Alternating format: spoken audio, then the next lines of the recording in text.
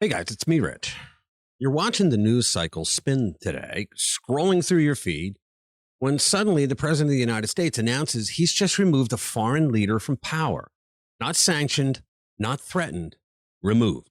Your brain does a double take because this is history being made in real time. We're talking about Venezuela, Nicolás Maduro, explosions in Caracas, and a confirmed military operation that just captured a narco-terrorist dictator who's now on a Navy ship heading to New York for prosecution. But what you will soon find out is that this represents one of the boldest and most successful foreign policy operations in decades. Let's get into it. All right, guys. So early Saturday morning, President Trump drops a statement on Truth Social announcing one of the most extraordinary military operations in modern American history. Nicolás Maduro, the socialist dictator who's been squatting in Venezuela's presidential palace for over a decade, is gone. Not fleeing, not negotiating, gone, captured, removed from the country entirely, along with his wife, and currently on a Navy ship heading to New York to face prosecution. Now, here's the exact quote from President Trump. The United States of America has successfully carried out a large-scale strike against Venezuela and its leader, President Nicolás Maduro, who has been, along with his wife, captured and flown out of the country. This operation was done in conjunction with U.S. law enforcement. Details to follow. There will be a news conference today at 11 at Mar-a-Lago. Thank you for your attention to this matter, President Donald J. Trump. As of right now, this is not speculation or rumor. The chairman of the Joint Chiefs of Staff, Secretary of State Marco Rubio, have confirmed it. This actually happened. The United States just removed a narco-terrorist from power, and he's now in U.S. custody heading toward justice. All right, now think about what that means for a second. This is decisive action. It was American strength being deployed with precision and purpose. All other bad actors like Maduro in the region, they are going to be put on notice. Now, the president said that details were coming at Mar-a-Lago, and they were.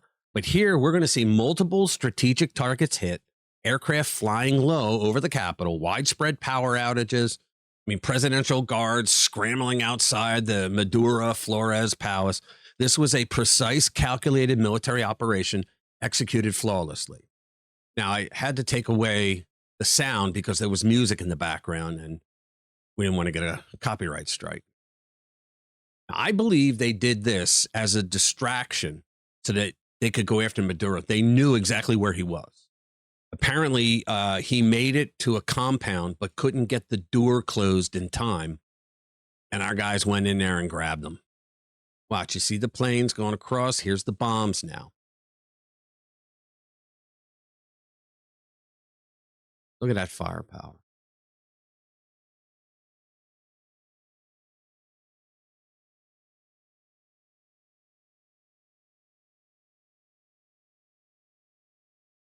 Yeah, we saw the Secretary of War, Pete Hegseth, and White House Press Secretary Caroline Leavitt. They immediately reposted Trump's Truth Social statement on X. All right, so these aren't random staffers. These are senior officials confirming what just became one of the boldest moves in U.S. foreign policy in decades. So it's official, it's real, it was done.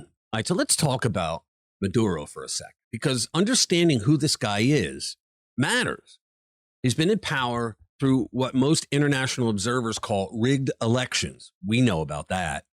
His government's been accused of human rights abuses, corruption, economic destruction. Venezuela went from one of the wealthiest countries in Latin America to a place where people are fleeing by the millions. It's a humanitarian catastrophe. And it's not just about bad governments. U.S. authorities charged Maduro with narco-terrorism, multiple counts. The Justice Department accused him of being a key leader in something called the Cartel of the Suns, an international drug trafficking network run by high-ranking Venezuelan officials. According to U.S. prosecutors, this cartel worked to flood the United States with cocaine, not just for profit, but specifically to damage America and its people. That's not an allegation anymore. That's why he's in custody. And it comes with a $50 million reward that somebody's about to collect, I guess. $50 million. That's how badly we wanted this guy. Now, it's not like the Trump administration didn't make him offers he couldn't refuse, but he refused them anyway because he was stupid. This reward comes from a 2020 case. Federal prosecutors laid out their evidence. Maduro ran an operation designed to weaponize drug trafficking against the United States. It's a stunning reality that a foreign head of state would use narcotics as a tool of asymmetric warfare. And now he's going to face justice for it. So there's absolutely a legitimate law enforcement interest here. Maduro's wanted. There's an indictment. There's a reward. And Trump's statement was clear. This operation was done in conjunction with U.S. law enforcement. This was a coordinated effort to bring a criminal to justice. And as all of this unfolds, Venezuela's socialist government goes completely silent. I mean, they are radio silent. Nothing from Maduro because he's in U.S. custody, and nothing from anyone else. The president spoke with the vice president, and she has said that she will work with the Trump administration to get things fixed there. There's nothing from his inner circle outside of that. The propaganda machine that usually works overtime defending the regime just stops. Because what are they going to say? Meanwhile, Venezuelan newspaper El Nacional reports that massive areas of Caracas lost electricity early Saturday morning. People were seen leaving Fuerte Tiuna, which is Venezuela's primary military base. Now, if you know anything about Venezuelan military infrastructure, Fuerte Tiuna is significant. It's rumored to house Maduro's personal bunker, along with other critical government installations. It's not just any base, it's the base. I believe that's where he was heading when he got caught. El Nacional also reported that La Carlota, Venezuela's main military airport, was among the locations hit in the strikes. Strategic targets, command and control, the kind of precision operation you'd execute if you were removing a government's ability to respond while extracting a high-value target. This was beautiful. And then, right before Trump's announcement goes public, Venezuela's defense minister pops up with a video message. Vladimir Padrino Lopez, who, by the way, is also wanted by U.S. authorities on drug trafficking charges, he posts on Instagram desperately trying to control a narrative that's already over. Padrino Lopez doesn't hold back. He calls the strikes an invasion. He says they represent the greatest outrage suffered by Venezuela. I think the Maduro regime was the greatest outrage suffered by Venezuelans. He completely dismisses the narco-terrorism charges. Of course he does. He's part of the same criminal enterprise, and he frames the whole thing on a regime change operation designed to submit Venezuela to what he calls the American empire. Here's his exact quote. He says, "Desperation is the invader's ally. Let us avoid chaos and anarchy." Really? They have attacked us, but they will not break us. We will prevail. Now, those are strong words, even defiant words. But here's the reality.